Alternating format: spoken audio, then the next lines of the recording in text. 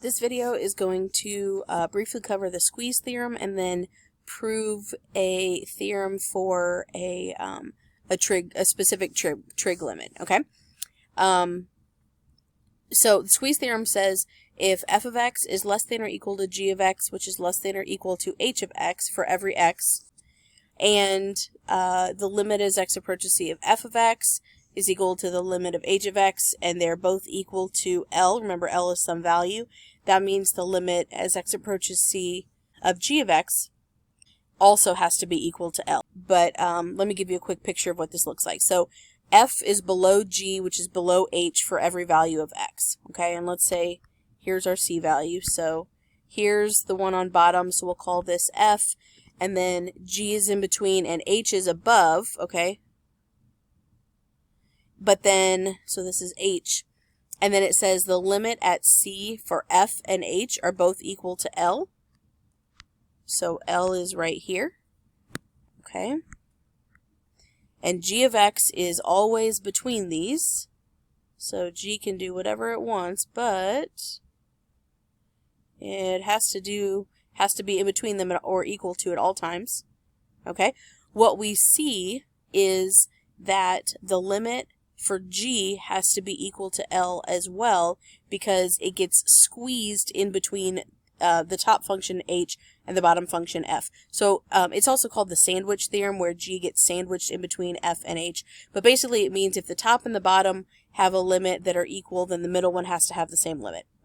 So first of all, real quick, this theorem right here says for every c in the real numbers in the domain of a trig function, so as long as a trig function exists, like for example, there's no asymptotes or anything, then for the function f, then the limit is equal to the value, okay? So if I want to find the limit as x approaches pi over 6 of cosecant of x, as long as cosecant exists at pi over 6, this is going to be equal to cosecant of pi over 6, okay? Which we can evaluate because we know our special right triangle ratios, right? But anyway, so basically with a trig function, you just need to plug your number into your c value into the function to get the limit, okay? So what we are trying to do is we are trying to find the limit as x approaches 0 of sine x over x. Now, really these variables don't match. We'll usually write it in terms of x. On my picture, I have the angle in terms of t, so that's why I wrote t is greater than 0 right there. But t is the angle as point P moves around the circle. Now, this is a unit circle meaning centered at the origin with a radius of 1, so that means point A is the ordered pair 1, 0, okay? And we need a couple of formulas from geometry to do this. We know area of a circle is 1/2 base times height, and then area of a sector, we know, is 1/2 r squared theta. Okay, before we start finding the limit, what we need to do is label the ordered pairs for B and P, okay?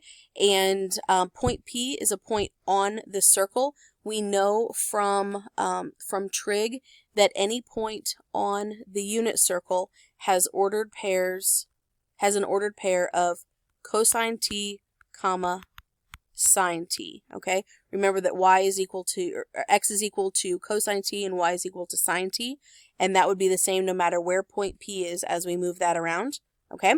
And then if point P is cosine, comma, sine, then the ordered pair for point B is going to be, because it's directly below, got a right angle here, this is going to be cosine t, comma, 0, okay?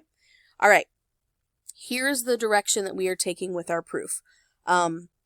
We want an expression that looks like this, sine x over this, or over x. What we are going to do is we are going to find the area of the sector AOP, that's this big sector, and this area of triangle POB, and then the area of sector COB, and we are going to compare those, and we're going to end up with this limit, okay? This is not something that I would expect you to be able to come up with on your own, but I do want you to follow along, okay?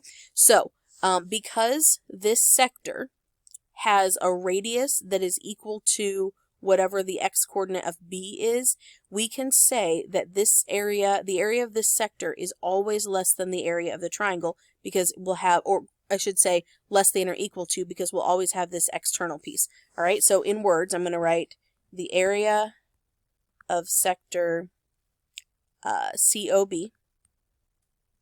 is less than or equal to the area of triangle POB. Okay? And then for the same reason, the triangle will always be inside the large circle, so I'm going to say the area of the triangle is less than or equal to the area of this large sector. So less than or equal to the area of sector P, I'll go in the same order here, but it doesn't matter, POA. All right? So then what I want to do is I want to express all three of those geometrically and do some comparing. All right, so area of a sector is 1/2 r squared times theta. So for sector COB, the area is 1/2 times the radius. Now the radius is this x-coordinate, which is cosine t, so 1/2 cosine t squared. Now I can put parentheses or put the square on the inside, doesn't matter, okay? Times theta, theta is t. This is not cosine squared of t squared, can't combine those. And then less than or equal to, so for the triangle, 1/2 base times height gives us 1/2 times, and then the base is cosine t, times the height, the y value of point P is sine t, okay, which is less than or equal to the area of the large sector, 1/2. Now here the radius is 1 times the angle, which is t. Okay, so now we have an extended inequality representing the area of the inside sector, the triangle, and the outside sector. Okay, doing some algebra. First things first, let's get rid of these 1/2s.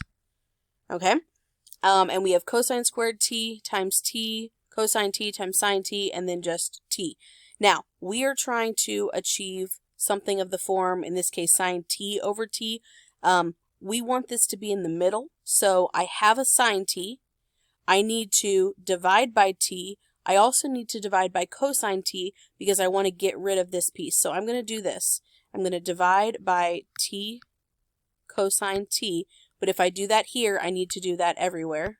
T cosine t, t cosine t. Okay, just a quick note, because these are inequalities, t is always positive because we are opening in the counterclockwise direction.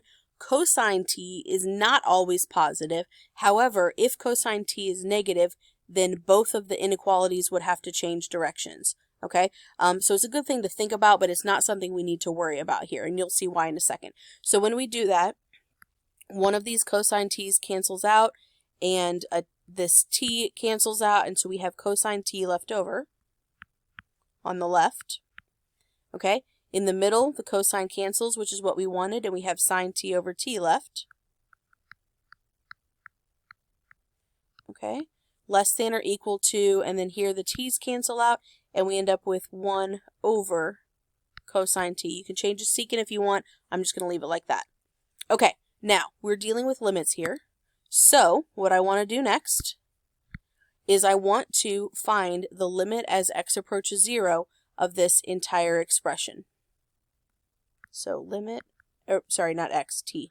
As t approaches 0, limit as t approaches 0, limit as t approaches 0, goes into all of those, okay?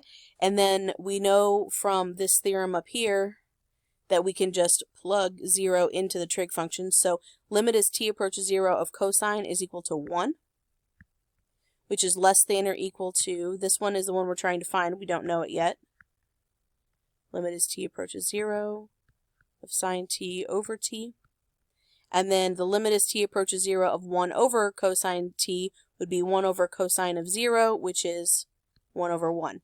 Okay, so now what we have determined is that the limit as t approaches 0 of sine t over t has to be between 1 and 1, Therefore, by the squeeze theorem, so therefore, by the squeeze theorem,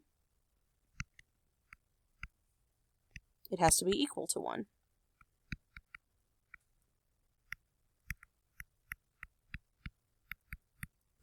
Okay, so we have just proved that the limit as t approaches 0 of sine t over t is equal to 1. And then in the next video, we're going to use that a whole bunch of times.